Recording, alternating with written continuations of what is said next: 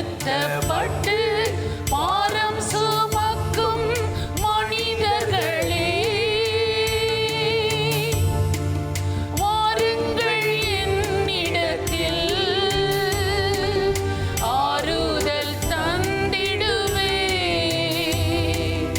ஆறுதல் தந்திடுவே.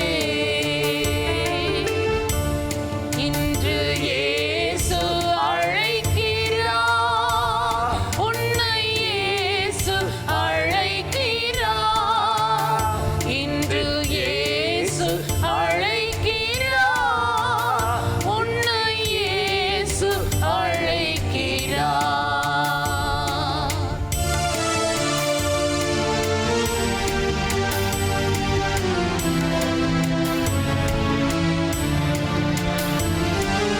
வறுமை என்னும் பாரமோ வாட்டுதோ உன் வாழ்வினையே, வறுமை என்னும் பாரமோ வாட்டுதோ உன் வாழ்வினையே.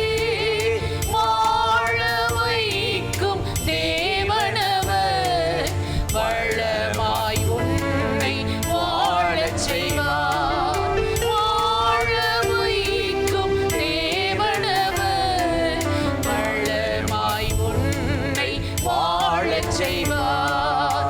இன்று இயேசு அழைக்கிறார், உன்னை இயேசு அழைக்கிறார்.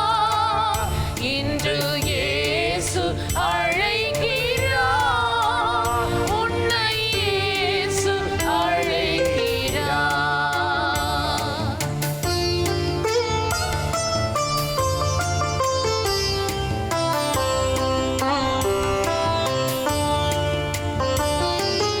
வியாதி என்னும் பாரமோ வேதனை தாங்க முடியலையோ, வியாதி என்னும் பாரமோ வேதனை தாங்க முடியலையோ. சுகமும் பலனும் தந்திடுவார், நோயின்றி நீடித்து வாழ்ந்திடுவார். சுகமும் பலனும் தந்திடுவார், நோயின்றி நீடித்து வாழ்ந்திடுவார். இன்று இயேசு அழைக்கிறார், உன்னை இயேசு அழைக்கிறார். இன்று இயேசு அழைக்கிறார், உன்னை இயேசு அழைக்கிறார்.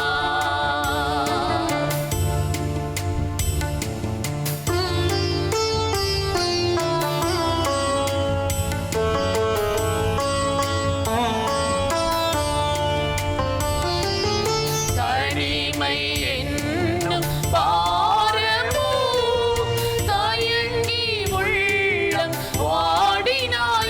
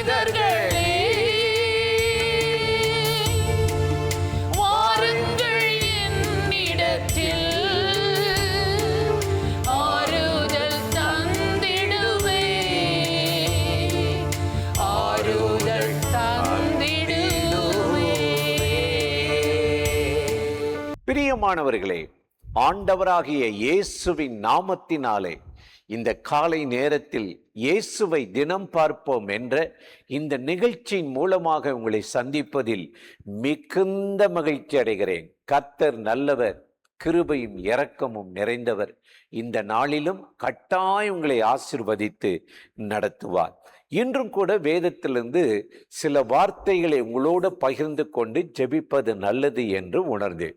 சங்கீதம் 81:13 நாம் எடுத்து வாசித்து பார்த்தால், என் ஜனங்கள் எனக்கு செவி கொடுத்து என் வழிகளில் நடந்தால், என் கற்பனைகளை கை கொண்டால் நலமாயிருக்கும் என்று ஆண்டவர் அவருடைய ஜனங்கள், அவருடைய பிள்ளைகளை குறித்து ஒரு பெரிய எதிர்பார்ப்போடு இன்றைக்கு இந்த வார்த்தையை சொல்லுகிறார். என் ஜனங்கள் என் கற்பனைகளை கை கொண்டு என் வார்த்தையின் வழிகளில் நடந்தால் நலமாயிருக்கும் என்று சொல்லுகிறார்.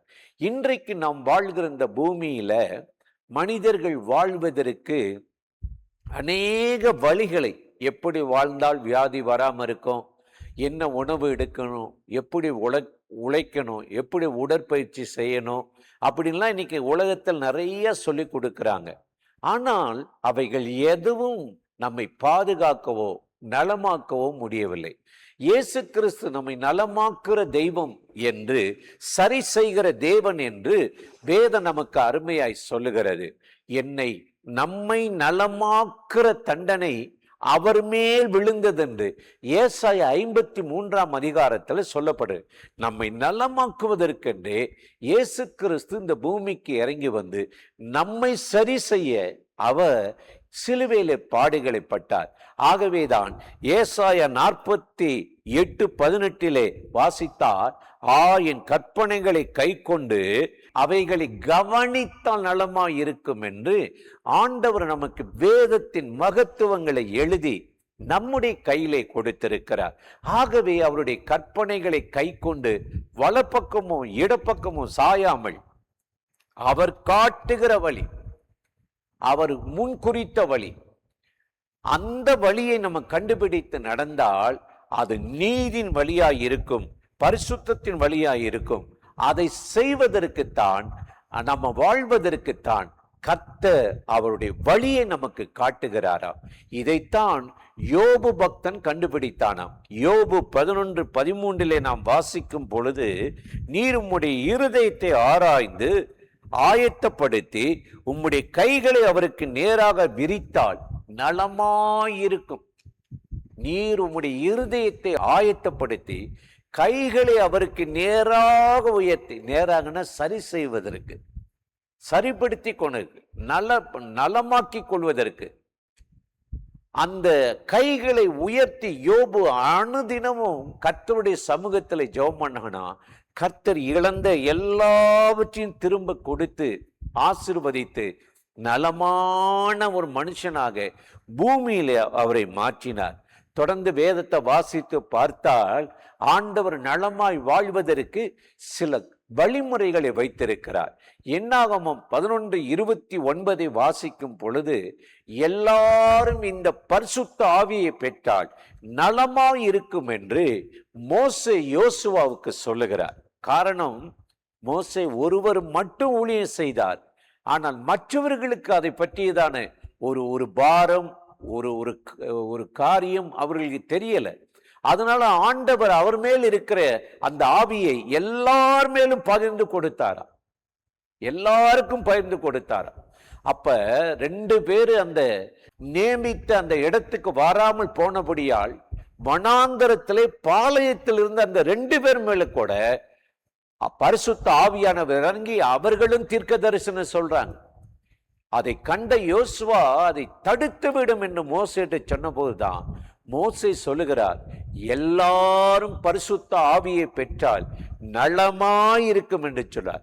இன்றைக்கு நாம் வாழ்கிற இந்த உலகத்துல நமக்கு ரொம்ப அவசரமானது பரிசுத்த ஆவியானவர். இந்த பரிசுத்த ஆவியானவருடைய வல்லமையை நம்ம எல்லாரும் பெறுவதற்குத்தான் இயேசு கிறிஸ்து இந்த பூமிக்கு இறங்கி வந்தார். அப்ப மாம்சமான யாவர் மேலே என் ஆவியை ஊற்றுவேன் என்று சொன்னார். என் அன்பு சகோதர சகோதரிகளே, எல்லாரும் இந்த ஆவியை பெறட்டும். எல்லாரும் இந்த பரிசுத்த ஆவியில் நிரம்பட்டும். இந்த பரிசுத்த ஆவியில் நிரம்பி அவராலே நம்ம இயக்கப்பட்டால், நடத்தப்பட்டால் நலமாய் இருப்போம் என்று ஆண்டவருடைய வேதம் நமக்கு அருமையாய் சொல்லுகிறது. இன்றைக்கு காலையில் இந்த வார்த்தைகளை கேட்கிற என் அன்பு சகோதர சகோதரிகளை, இன்றைக்கு இந்த ஆவியானவரால் நிரம்பி இருக்கிறீங்களா? உங்களை ஃபுல் பண்ணி இருக்கிறாரா? அவராலே நீங்கள் நடத்தப்படுகிறீர்களா? அல்லது உங்க சுய முயற்சியாலே உங்களை நடத்தி கொண்டிருக்கிறீர்களா? ஆண்டவர் இந்த நல்ல ஆவியை உங்களுக்கு அனுப்பி என்ன செய்வாராம்? நலமான வழியில் நடத்துவாரா. அடுத்து எரேமியா 9:1 எடுத்து வாசித்தால், எரேமியா தீர்க்கதரிசி சொல்லுகிறார், என் தலை தண்ணீரும் என் கண்கள் கண்ணீரூற்றுமாய் இருந்தால் நலமாய் இருக்கும் என்று சொன்னார். நம்முடைய தலை தண்ணீராம். இதை இயேசு ரொம்ப மாற்றி சொல்லுகிறார். யோவான் 16:2 நீங்களோ அழுவீர்கள், புலம்புவீர்கள், உலகமோ சந்தோஷமா இருக்கும். ஒரு தீர்க்கதரிசி என்ன செய்ய, மற்றவர்களுக்காக பாரப்பட்டு அழுது புலம்பி ஜெபிக்கணுமா? அதைத்தான் எரேமியா சொல்லுகிறார், என் தலை தண்ணீரும் என் கண்கள் கண்ணீர் ஊற்றுமாய் இருந்தால் நலமாயிருக்கின்றார். எவ்வளவு ஒரு ஜபத்தின் மேல ஒரு ஆத்தும பாரம், ஒரு பாரம், ஒரு கரிசனை இருக்கு பாருங்க. இன்றைக்கு அப்படிப்பட்ட ஒரு ஜப ஆவி, தேவன் மேல் ஒரு தாகம் நமக்கு இருக்கணும். ஏதோ ஒரு கடமைக்காக நேரத்துக்காக ஜெபிச்சோம் அப்படி அல்ல. ஆண்டவருடைய ஆவியை நம்ம பெறுவதற்குத்தான் இந்த நேரத்துல நாம் இன்றைக்கு கூடியிருக்கிறோம். நாம் அன்று ஒரு மன்றாட்டின் ஆவியை, ஒரு ஜெப ஆவியை பெறும்போது ஆண்டவராகிய தேவன் உங்களை நலமுள்ளவர்களாக சரியான வழியில் நடத்தி, உங்களை இடராத பாதையில் நடத்தி மேன்மைப்படுத்தி நடத்துவார். அந்த ஆண்டவராகிய தேவன் இன்றைக்கு உங்களை நலமானவர்களாய் மாற்றும்படி அவரை நோக்கி இப்பொழுது ஜெபிக்கலாமா? அன்பும் இரக்கமும் கிருபையும் நிறைந்த நல்ல ஆண்டவரே, இந்த ஆசீர்வதிக்கப்பட்ட நாளுக்காக, நேரத்துக்காக, கிருபை இரக்கங்களுக்காக உமக்கு நன்றி. இப்பொழுது யாரெல்லாம் இந்த நிகழ்ச்சியில இணைந்து இந்த வார்த்தைகளை கேட்டு, ஆண்டவரே உம்முடைய கற்பனைகளின்படி வாழ என்னை அர்ப்பணிக்கிறேன், அதுவே எனக்கு நலமாயிருக்கும் என்று சொல்லுகிறார்களோ, அத்தனை பேரை நலமாக்கி உம்முடைய வழிகளிலே நடத்தி உம்முடைய பிள்ளைகளை ஆசீர்வதிக்கும்படி கெஞ்சுகிறோம்.